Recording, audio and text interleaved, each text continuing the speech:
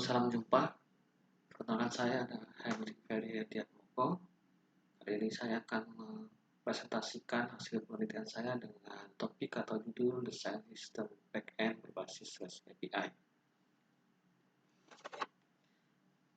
REST API itu sebenarnya adalah bagian dari web service dan web semantik yang merupakan elemen kunci dari Web3.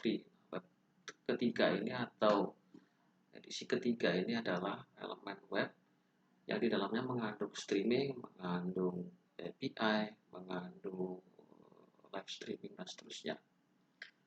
Pengembangan web yang dikembangkan adalah teknologi web di bagian backend. Nah, bagian backend itu adalah program atau script yang bekerja pada sisi server. Jadi sebenarnya ada backend, ada frontend. Nah, penelitian saya fokus ke bagian backendnya yang bekerja pada sisi server. Nah, di dalam web service itu ada namanya REST API. Di dalam Laravel, saya pakai framework Laravel.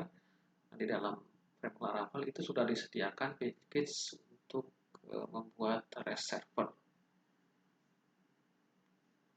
Fitur dalam Laravel ini ada REST servernya yang mendukung perangkat yang aman, otomatisasi, dan mudah.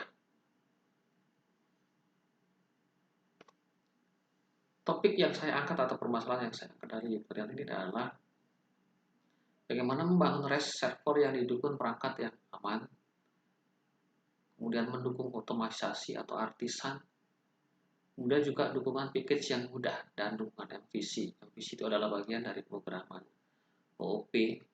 MVC adalah model, view, dan controller.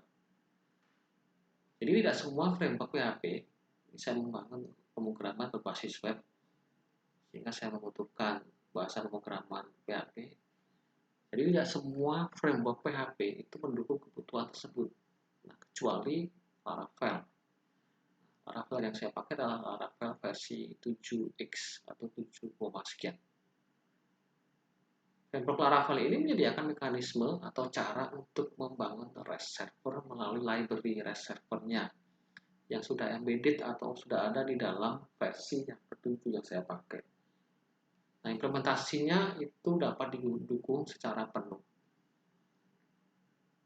Implementasi REST server adalah implementasi bagaimana keempat HTTP request itu dipakai, yaitu get, post, put, dan delete. Kalau REST biasa itu hanya 2, get dan post. Nah, karena ini empat-empatnya dipakai HTTP request, maka disebut sebenarnya RESTful. REST API dan HTTP. REST adalah Representational State Transfer atau gaya arsitektural untuk sistem hipermedia atau terdistribusi sistem dan diciptakan oleh Roy Fielding tahun 2000 dalam disertasinya. Nah, REST ini sifatnya adalah stateless, jadi tidak ada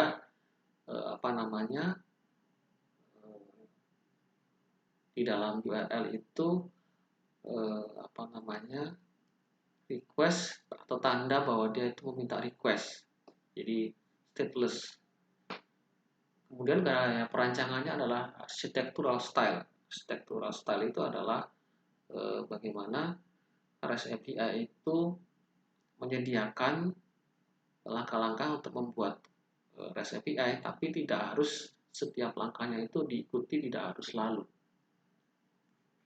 Kemudian di dalamnya mengandung HTTP request.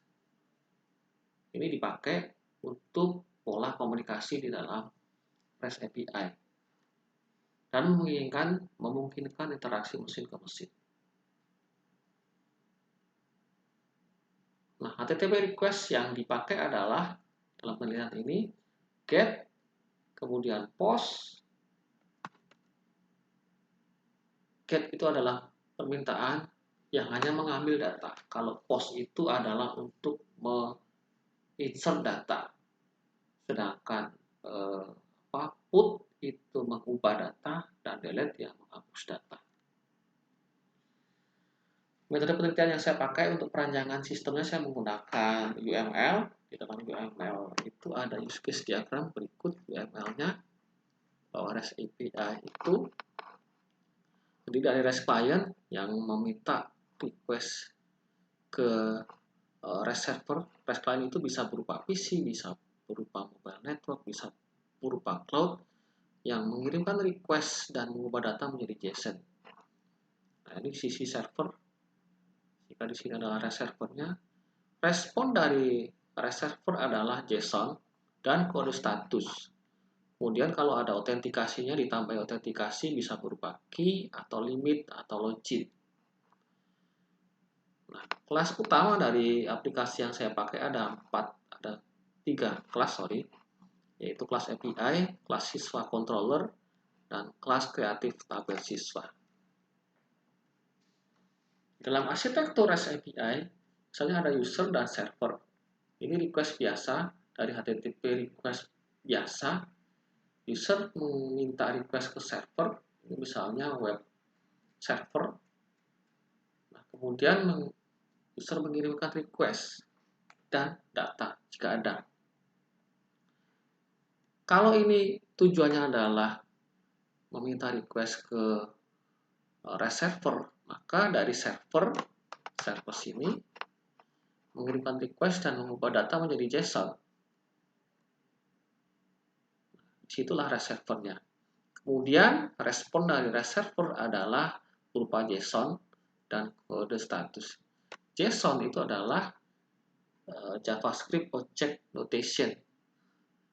Awalnya memang berupa JavaScript, kemudian dikembangkan lagi menjadi format data atau format pertukaran data.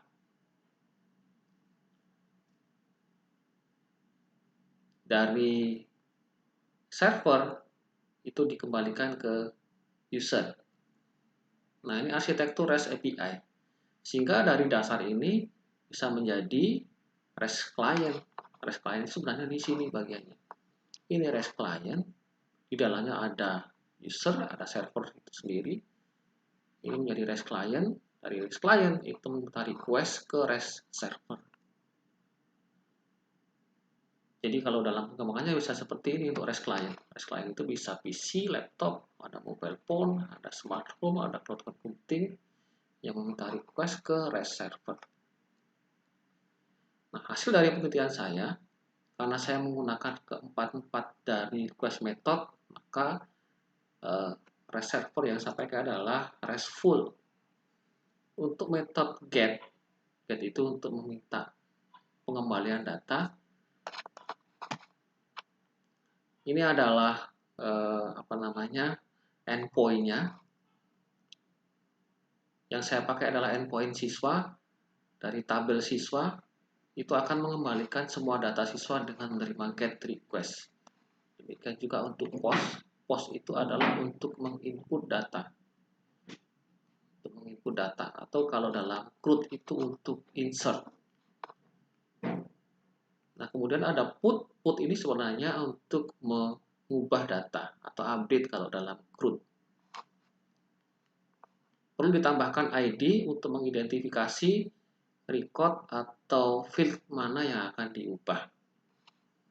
Dan terakhir adalah request method delete.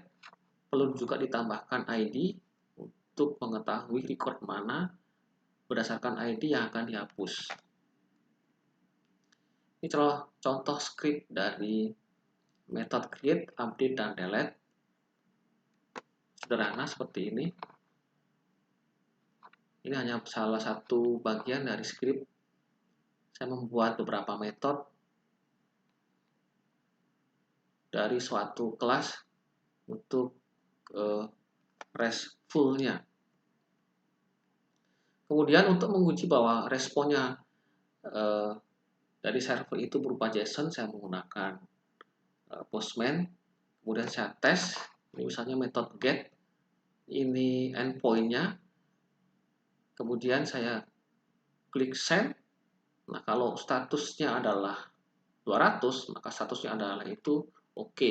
Maka dari status oke itu memberikan respon berupa JSON. Nah, ini bentuk format JSON-nya seperti ini.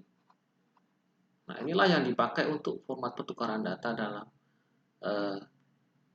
backend REST server.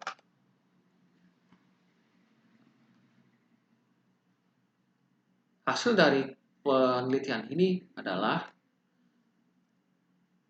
pengujian dari endpoint itu mendapatkan respon dari REST server berupa JSON, ya, karena sudah berhasil, maka dia mengembalikan data berupa JSON.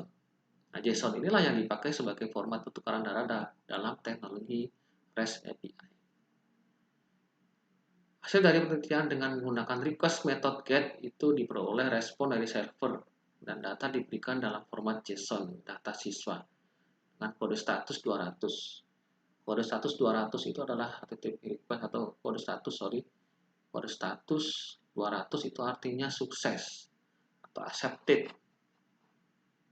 Nah, ini penting juga dalam REST API, kode status dipakai untuk mengetahui bahwa kode ini atau kode-kode status ini sukses atau gagal. Kalau 200 itu sukses, kalau 400-an itu gagal. Nah, kemudian untuk request method post put dan lain-lain juga memberikan hasil yang baik dengan status kode 202 atau accepted. Itu saja hasil penelitian dari saya. Terima kasih.